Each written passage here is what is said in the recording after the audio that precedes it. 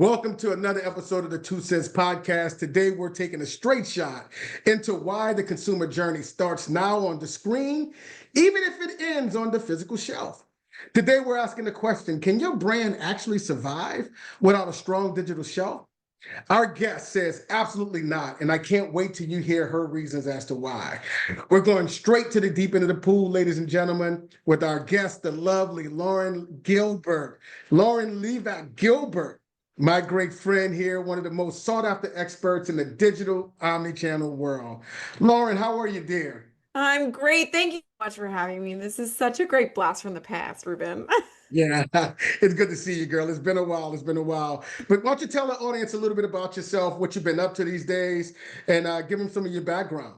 Sure. Well, Reuben and I go way back because we worked at J&J together when I led the Yes. digital shelf there. So I come from the brand world and I led the digital shelf, owning the content strategy, the analytics, the process from end to end. I worked with Reuben a lot on the supply chain side so we can Mhm. make sure we had e-commerce ready packaging. So Yes. that's where a lot of my brand experience comes from. And it was pre-COVID. So there was a Pre-COVID. lot of knocking on doors. It That was, was pre-bubble time, pre-bubble yes. time. And Yes. of course, we have to introduce my lovely co-host Yes. sitting there, the lovely Miss Breanna Deculus. How are you, Breanna? Doing well, Lauren, the queen of digital shelf. I'm so excited to have you today. And also, we Thank just you. chatted not too long ago. I was just on your podcast, The Commerce Trailblazer. Yes. Yeah, check out Breanna on Commerce Trailblazers. It's a podcast highlighting voices in the digital space. We were super excited to have you on there talking about your experience. And we got a chance to meet in person because of the fabulous Anu Bliss from Yes, our J&J days as well. Yes, This is a way small back, world, and the we world very is love so small everybody world. there. small. Yes. That's But more awesome. importantly, y'all check out her episode, her podcast, because every episode is so good. And Lauren is Thank you. always also dropping some amazing gems. So definitely check that out. My episode's obviously great because I'm there, but Lauren's always there. So making every episode so enjoyable. But look, I'm sorry. I want to jump into some juicy topics Let's with do it. you. Let's And do I it. gotta ask the first question. First one being, who is your favorite brand right now these days? And how did they become your favorite brand? And maybe did you experience them on digital before you ever met them in the wild? I love this question. So I am on this huge like remove plastic, be more like less microplastics, better whatever you're putting on your body needs to be whole and holistic. And so I've gone on this like whole stint. I've like cleaned out my soaps and shampoos and all this stuff and I found this brand called Ursa Major. And it's a Hmm. skincare brand and they're in Vermont. So I live in New England, so I really liked that they were in Vermont, but it's actually kind of a cool customer journey because I was at home and my sister was visiting at home too, and I saw it in her makeup bag and I was like, "Huh, I've never heard of this brand." And I just kind of like let it go and then I was like, "Oh, I want to go through this skincare routine and like change it up." So I look up the brand, I saw Ursa Major and I saw their direct to consumer site and it was really cool. And they talked about their ingredients. And I was like, oh, yeah, I don't need any new product yet. Right. So I waited. Then I ran out of my old product and I was like, let me go back to that site. And then I purchased a couple different products. They sent some free samples. They got me hooked. And now I am an Ursa Major fan. And that is my full skincare line. So, Oh my gosh, I love yeah. that. And I think the power of the D2C site is important to call out here. When you first went to that site, did you share your email address? Did you share anything so that they continue to reach out to you and so that branding kind of stayed in the back of your mind as you continue to see it? Yes, because they said I would get 20% off. So I gave them my email address. Yep, I will gladly take that 20% off. Here's my Yes, number, my email, my address. Yeah. I swear, every 100%. every D2C site does that, right? It's like the major easy lean in, right? Right. Give me some money off, and I'll give you all of my DNA. 100%. And what I also liked is that you could choose how often you wanted to get marketed to. Because I am like a huge Ooh. clean out your inbox kind of gal. I hate getting a ton of spam. I'm one of Yeah, those people that can't have those like red bubbles on my chat, my text and emails. So yeah. I really want to control what goes in my inbox, and I really like that too. Is it So bad? I'm sorry, bro. That gives me a new question that I wasn't planning to ask, right? I'm ready. So you are a neat freak. I respect it. I love it. I'm Type not mad A. at you. but you're also in the beauty space and you're always, I'm sure, trying all these different brands. How are you managing, still exploring, still trying new brands in the digital world that you live in with that much control? I would imagine you have to lose control to be in this space to try a little bit of everything. Am I thinking about that wrong? How do you do that? I have a different email address for those brands. So it's not rocket science. Nope. That's an easy one. I just have an email address for the brands that I know I'm like testing out and trying. And being in the on the digital shelf, I browse Amazon in random categories of things I would never buy, right? So like my search history is a Same. disaster, right? Like I it's got it. just a disaster.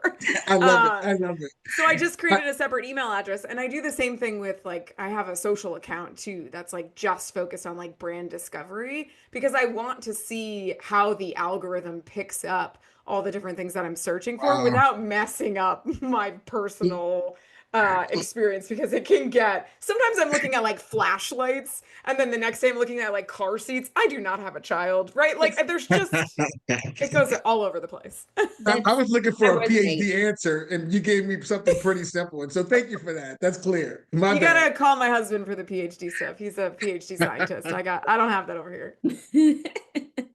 I love that. I love that. So let's jump right in. I know Reuben has some questions for you and myself that he'll facilitate our interview. I'm really excited to chat more about just the digital shelf and how we want to pick your brain today. Perfect. Let's do it. So, look, I think this is a great topic, but it's not one of those topics that are top of mind for new founders or people who are starting in this world, right? I have a good idea. My mother and my cousin and my aunt have been buying my products all the time. So I found someone to make these products, right? So now I got products, now I'm selling products, and I'm knocking on Walmart's door. That's obviously not the right process. But can you educate our customers on like what is the digital shelf? Why is it important? Why does it matter? How we should be thinking about these things? Sure, yeah. Well, when people think of the digital shelf, they think it's only digital because the word digital is included in it, but it also includes digitally influenced sales. So if you're in the store aisle and you're checking your phone and you're looking at something and then you buy the product because you found more information online. So the digital shelf is actually all of those different touch points that a consumer is interacting with before they make an actual purchase. And the thing about the digital shelf is it's ingrained in everything we do, right? We have this crazy computer we hold in our pocket on our cell phones, and we're mostly browsing on mobile or on our desktop, maybe when we're at work. There's digital screens in the store. There's even digital refrigerator screens now. There's TVs everywhere showcasing you ads. So the digital shelf is just ingrained in how we shop.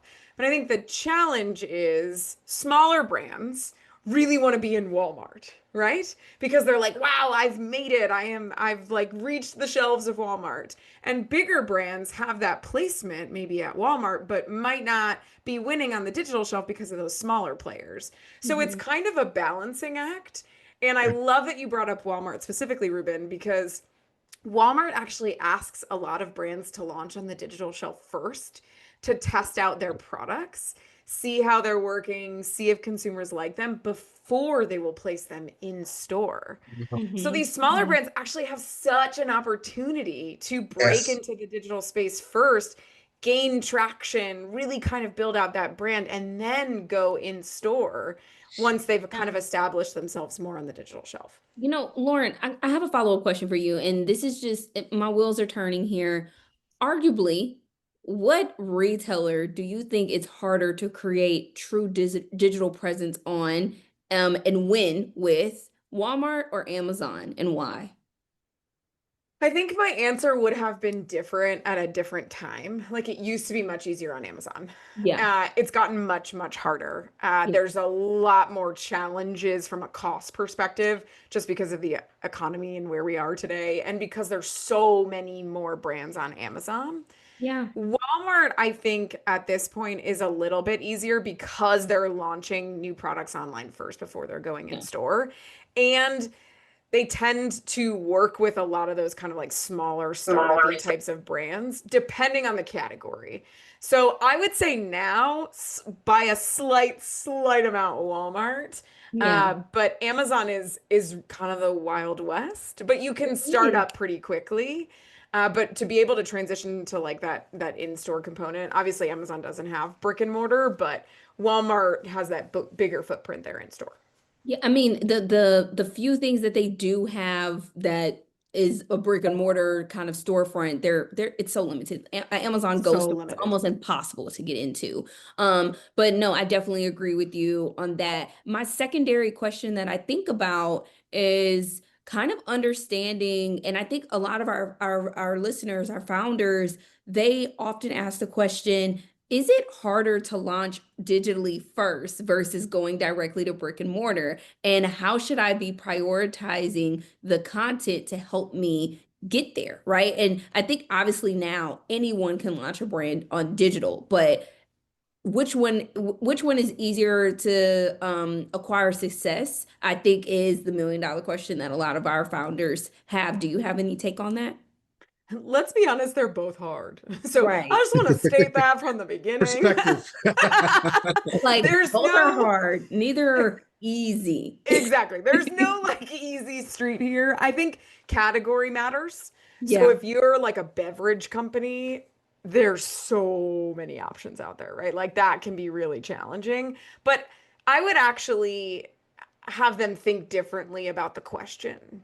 You Hmm. shouldn't necessarily be thinking about building content for online or in store. Build the content for your brand and then use it across all of your different channels. Like I think the founders actually have the opportunity to approach things in a way that larger, more traditional companies just haven't been able to because they're built on an in-store kind of model.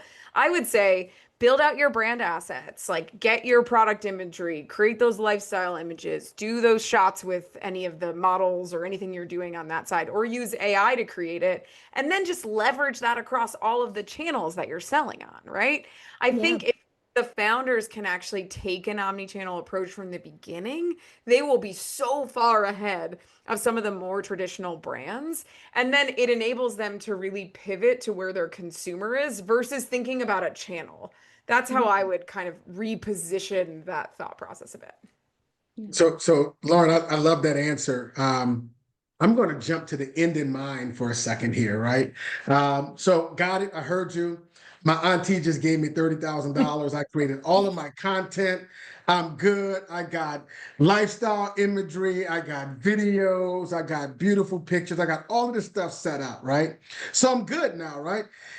Can I stop?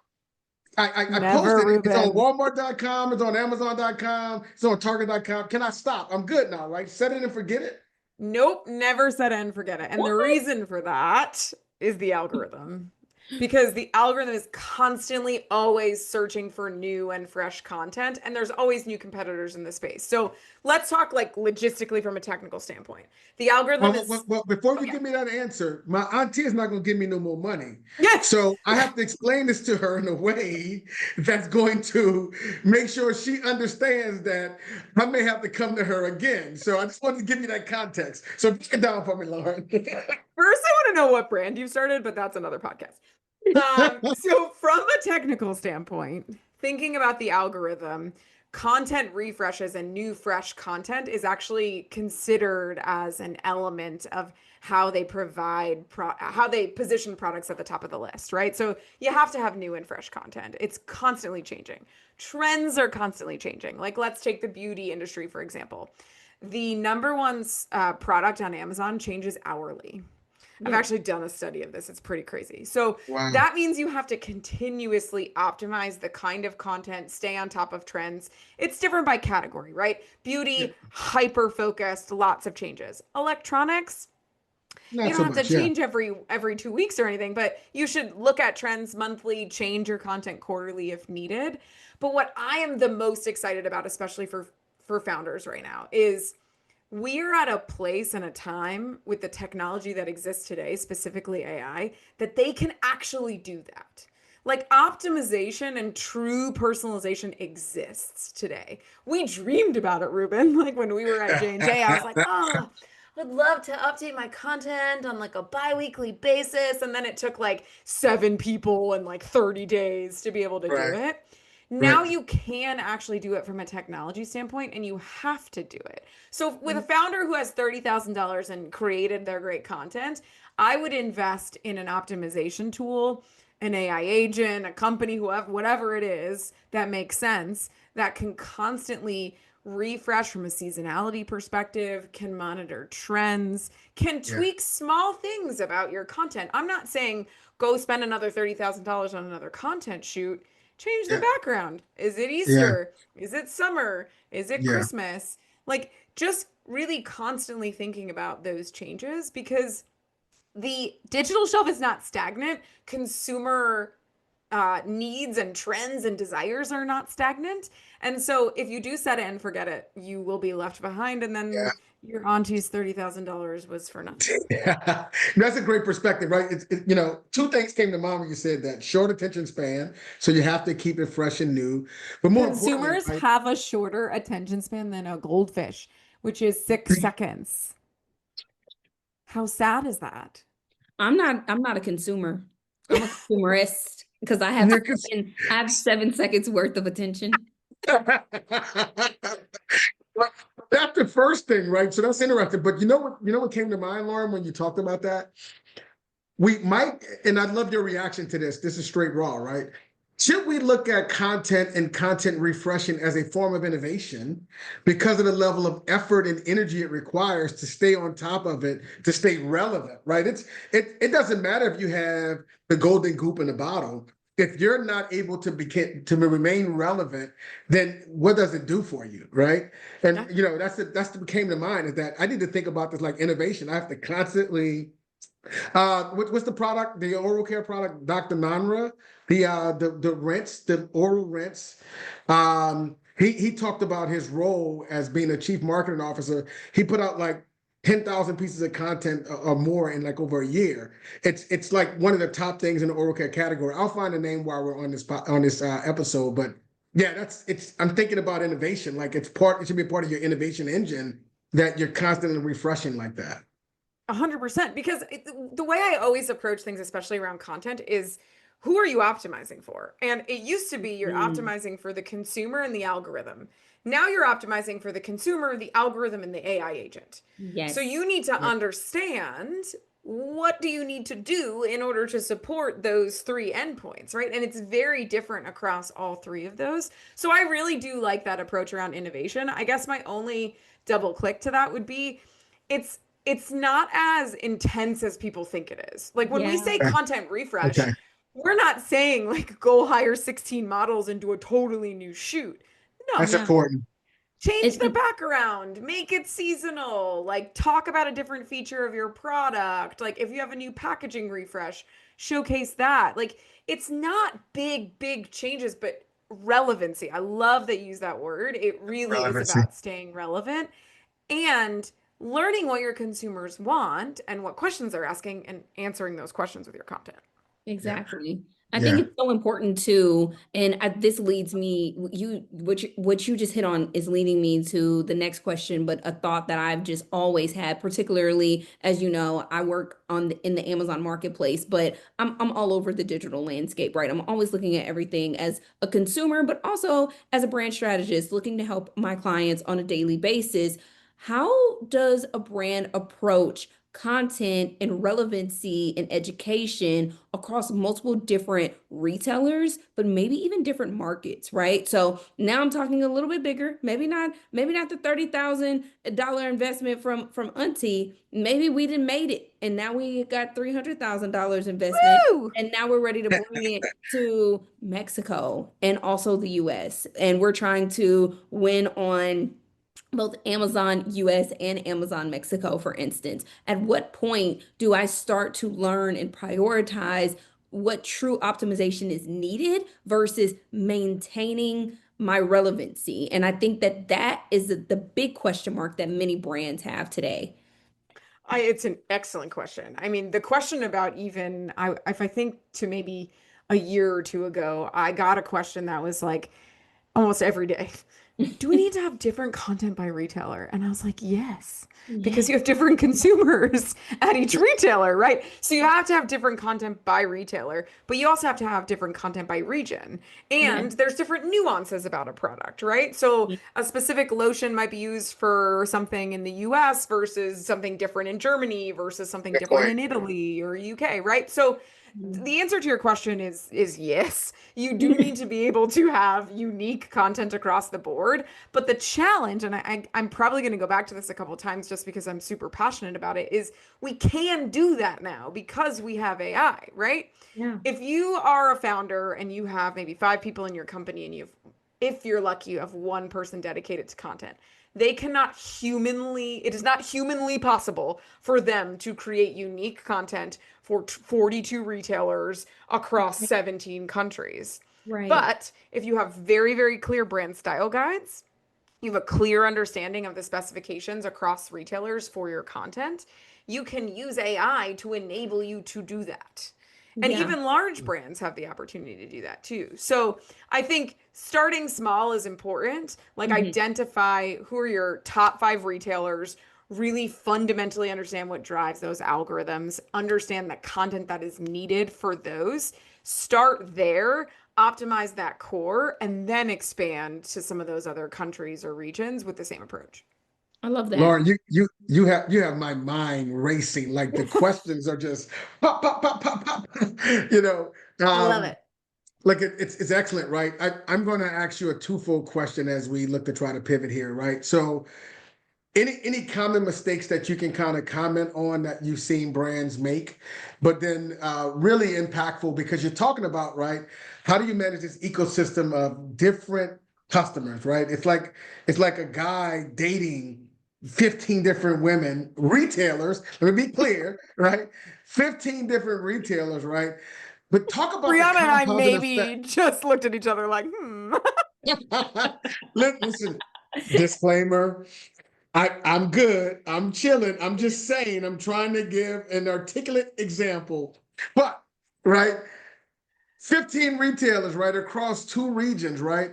Talk to us about the compounding effect of having strong digital content and how that helps you across channels, although you're different customers across those channels. So common mistakes and then the compounding effect. Common mistakes, I would say, actually connects to the compounded effect. I Mm. think not having a consistent brand voice across your channels, which I think actually Yeah, answers both Mhm. questions. yeah, yeah. So let's say you have this beautiful Amazon PDP with like a great carousel, so many great images that tell a story, and then I get to Walmart and there's 2 images. Like, or you have this gorgeous D2C site with videos and influencers and like stories, and then I get to Amazon and it's a picture of the product from like 17 angles, right? Like that's a common mistake that I see from a lot of brands because and it's very understandable, right? You're just trying to get the content up. Like you just want to have content I'm just trying on to all of create my your ASIN. I'm just want to have a Yes. page. Like, let me Yes. just create my ASIN. I need essential content only, right? It's a big difference 100%. between essential content and best in class, which we're gonna talk about that next. But keep Yes. Just I'm be present. Stage one. Stage one. But if you start from that mindset that we talked about in the beginning, that omni-channel mindset, it eliminates a lot of that disparate content across channels because you're thinking holistically about your brand. right. And to your point, Reuben, if you have a consistent brand story across every time someone interacts with your brand, that creates trust, that creates brand loyalty, that hits them from many different angles and keeps you top of mind. So Yeah. that is something that if you do it right, it can help you tenfold. If you do it Awesome. wrong, it can really be detrimental for your brand. So if smaller brands can think about their consumer journey holistically and get that right, that will really help them. And that's a big differentiator because it's so hard for big brands to do that. Yeah. Yeah. Powerful. So Powerful. I kind of want to unpack that though. What the question that I kind of dropped in there, essential content versus best in class. Like I actually want to take it all the way down to the crooks, just so for maybe the people who are want to launch a brand and they haven't done it yet. What is best in class? Digital shelf, content? What does that look like? And obviously, we're not going to go through the product of So many characters, so this many many characters. images. These are the dimensions. Like that's on Google, guys. Look that up. But as far as best in class content, what are some things that you see to be true? And obviously, the brand identity is huge in storytelling. But beyond that, is there anything that you see as like the common miss in best in class content? Well, I will give a quick shout out. If you haven't heard about the End Cap Awards, it's like an end cap like in store. Chris Yes. Perry from First Mover started them this year, and I'm a judge. And it's been really, really cool for anyone who's interested in seeing what a best in class PDP looks like. Follow us on social, look at all of the winners because it's just a great way of seeing what that best in class example is. So just a quick shout out. But I would say best in class content tells a story. Yes. So you're not just throwing up an image in random order in your carousel, you're actually telling a story as someone clicks through each of those images. We talked about mobile shopping. The majority of time I am shopping on my cell phone, right? Like I'm not on a computer, so I'm looking at a PDP on a small screen. I actually probably just scroll through the images. I don't know about y'all, but I don't think I've read a bullet point unless it was like a technical thing and I needed to know like Unless I'm trying to specifications. see what the active is, and I'm like, Yes. okay, am I going to break out? No, got it. 100%, right? You look at the images. So it's really important to tell that story up front. Order of images matters. Talking about ingredients, talking about claims, talking about why it's different, what are the benefits. Like best in class to me takes me through a journey on your PDP, Yeah. whether I'm using it on mobile or on desktop, as to why I need that specific product. And I joke when sometimes when I'm judging the end caps, I actually buy products because I'm like, ooh, I need this because I read through it and it filled a need for me. And I've actually bought a couple of the products because I was like, oh, wow, that's so different than the products that I use that would be a great fit for me. So you Yeah. have to tell a story, and a huge way of being able to do that is through imagery on the carousel and below the fold enhanced content. I love that. Man, I love man, that. yeah, that was a home run. That was out of the park. That was out of the park. I'm like, do I do I even read bullets? Do I just look at pictures, right? You got me over Probably here not. challenging my And own knowing him, actions. he's on Walmart.com clicking on fuzzy main images just because it's Walmart. No, no, no, no, no. I'm walking through the aisle with my Walmart Go app, and I'm picking up things because I'm consistent. I'm the only guy you'll find that goes to a Michelin one-star restaurant and looks for buffalo wings. I'm very consistent. I don't I break my love it. pattern. It's got to be superior to break my pattern. Have you Just And for used the record. Sparky yet? Have you used Sparky on Walmart? Their new No, I AI haven't used assistant? Sparky. have you Well, used Rufus on Amazon? I've used Rufus. I'm not a fan of Rufus. Oh, I'm not. Rufus is definitely much more mature, I would say, than Sparky. Sparky's only in some categories right now, but they're testing it out. What I love about Rufus, and this is great for founders, ask it questions about your category and about your product, and it gives you recommended questions and things that other people are searching. So it's your Ah. own industry research just by using the AI agent. Yeah. Oh, ladies and gentlemen, you heard it here. A 2 Cents podcast cheat sheet from none other than Lauren. Thank us later. I love it. Okay, I'm Yeah, yeah. excited. I'm ready to go to Hyper Hope, and I Yes, want to really yes, get some yes. live reactions from Oh, Lauren I'm as we excited. go through this. So, first hot take here. AI generated product descriptions. Is it hype, hope, or a heck no? This is gonna be my favorite section. Hope.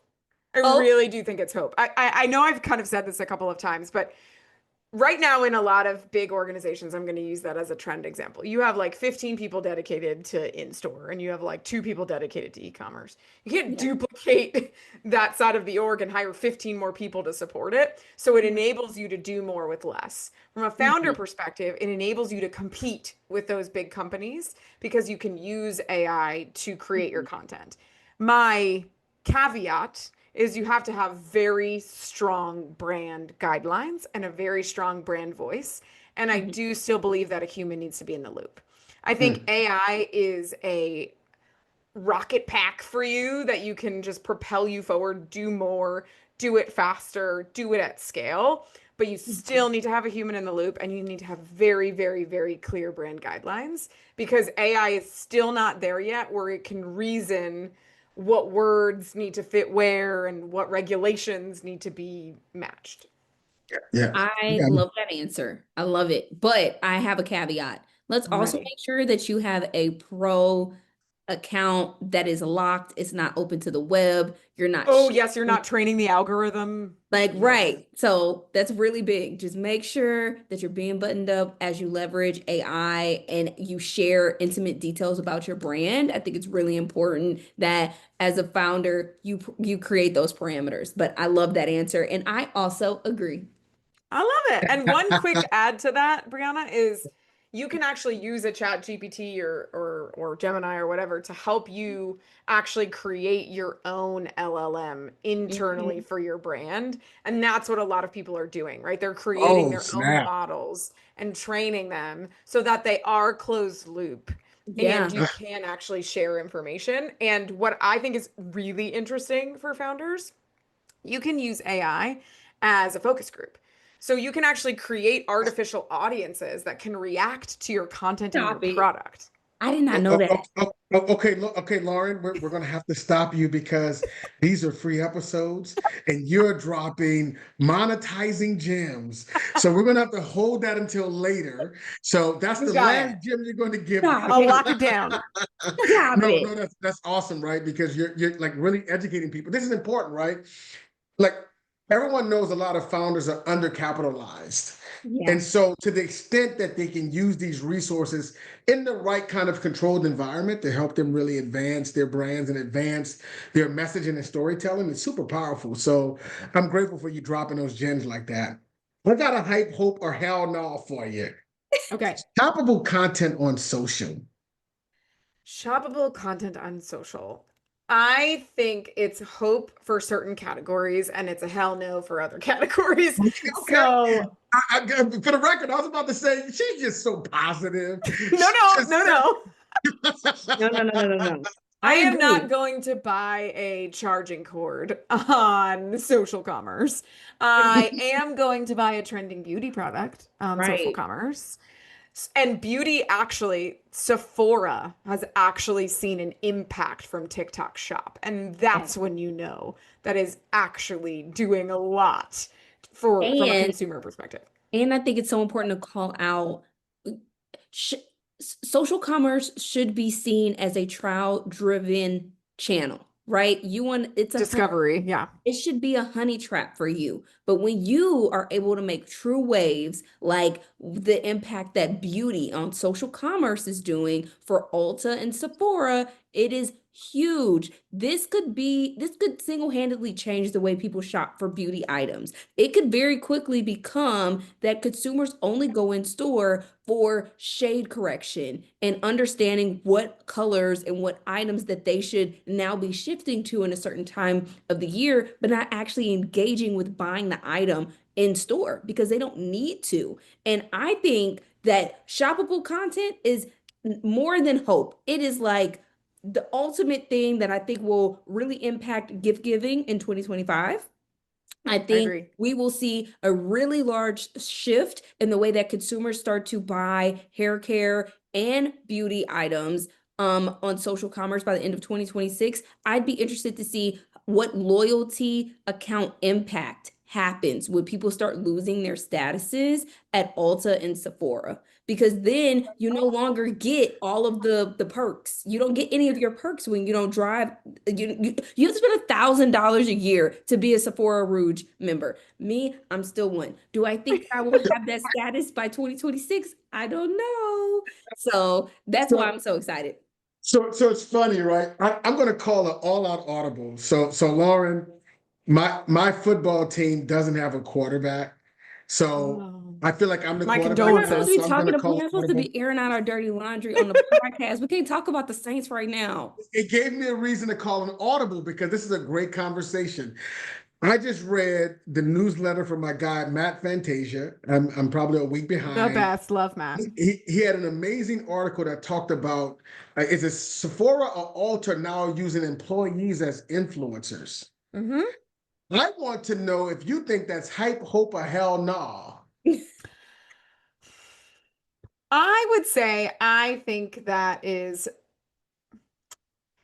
I think it's hope because they're influencers, right? And so in beauty specifically, influencers have a lot of power and a lot of impact. And most of the store employees of Ulta and Sephora are like makeup artists. Like you have to have some experience in it. So I think it's actually quite smart. But the struggle is they're still asking them to purchase on their platform, right? Where Yep. most people are like discovering or using TikTok Shop or like going external to the Ulta or Sephora.com. So I think it's a cool opportunity, but specifically, Breanna, to your point too, Gen Alpha is the new generation that's coming up right after Gen Z. Gen Alpha will be raised fully digital, and they are going to have buying power soon. Not yet, they're not there yet, but we need to plan about how they're going to shop, and I think they are going to be even more heavily influenced by social commerce and community buying. I think community buying is a big trend. Yes. How are you buying as a group? It happens a lot in Asia. So I just think there's different kind of trends that will happen with different generations. That's fair. I got one more question, but I have a comment to that. I read that. I love this idea because when you think about these jobs, like the big challenge right now, and whatever industry you want to call, fast food, beauty, whatever, it's hard to find people that want to work. Right. Now that you're blending this personal lifestyle behavior with the potential of believing that people can make a little money at doing these things, I think it's going to be huge for areas like fast food. I know that's not what we talk about a lot, but watch it, right? Because I think we'll see these trends kind of pop in those kind of spaces. And so I'm really interested to see what happens with that. That's why I wanted to throw that audible at you. Last question. All right. Hope, a hell no. TikTok shop as a real shelf or a chatbot assisted shopping. What do you think about that? Is that hype? Is that hope or is Can it I hell double hype no? it? Can I like super hype it? Like this Oh, is super hype? Oh, super hype. I'm a super hype in this one because I really think that AI agents and agentic AI is the biggest shift we will see in commerce. We've seen in commerce in our lifetime, I would say, because think about this. Google just made a huge announcement that they have integrated AI into absolutely everything that they yes. offer, into their shopping, into their search. You already have the AI generated summaries, right? Into everything that they do. Prior to that, mostly people like us and people in the space who talk about AI were using ChatGPT or Gemini or Perplexity or whatever engine. It wasn't necessarily like your neighbor down the street who doesn't work in tech wasn't necessarily using those. They could have been. But now that AI is integrated into the number one search engine that almost every single human being uses, it will become more integrated into their daily life. And they'll be much more open to it. They'll get used to it and it will be ingrained into how they shop. Normalization. Exactly. So I think AI agents that is going to fundamentally change everything. I mean, it's already changing the way you discover products. Yes. Right now it's much more conversational. So you're not going and having a transaction. You're talking about instead of like going to buy barbecue sauce because you're having a barbecue, you're like, "Hey, I'm having a barbecue. What should I cook?" And then it's recommending multiple products across categories. So you're having more human-like conversations with these agents. And the comparison I love, and I have a visual about this, which is one of my favorites. If you're walking down a physical store aisle, you approximately see about 200 to 500 items. Okay? On the digital shelf, there's hundreds of thousands of items. On the first page of Amazon, depending on if you're on mobile or if you're on desktop, there's 10 to 60. An AI agent recommends 1 to 5. You're going from hundreds of thousands to 5. And an AI agent is pulling that information and recommending brands and products. And how are you making sure that your brand appears there? So that was so powerful. What you just said with that mic drop, Lauren, is that we've gone from this to this to this. You know what that's equivalent to? Clapping, because this was an amazing episode with you, Lauren. I tell you, it's been super powerful, girl. I owe you Sorry, dinner. Lauren, I think you dropped something else. Here's your crown. Thank Thank you. you. You've Thank done you. way too much heavy lifting this episode. I have to say thank you so much Yes, for For your yes. having me. time and talking through the digital shelf. I feel like this is one of those topics that people don't always know how to start the conversation, but they You know the know, conversation that they need to be in. super So powerful. we just appreciate you so much for your time, Yes. your Dinner support, on and me your next time expertise. you're close. I love it. I love it. Thank you for having me. This was an absolute blast. Yes, Thank yes. Before we close, can we do a little finger clap? I think this is something important for Two Cents Podcast. It's important because we just always like to give our 2 cents. So let's close out with that. Let him go, Breanna. Close us out, please, dear. Thank you so much for tuning in to the Two Cents Podcast. This is episode 8 with Lauren Livak Gilbert, and we are so excited to share all of the gems that she dropped today, talking about the digital shelf and where you should be if you're scrolling, clicking, swiping. You always have to know what you're looking at. Thank you so much, Lauren. Thank you, Thanks for having Lauren. me. Peace. Bye.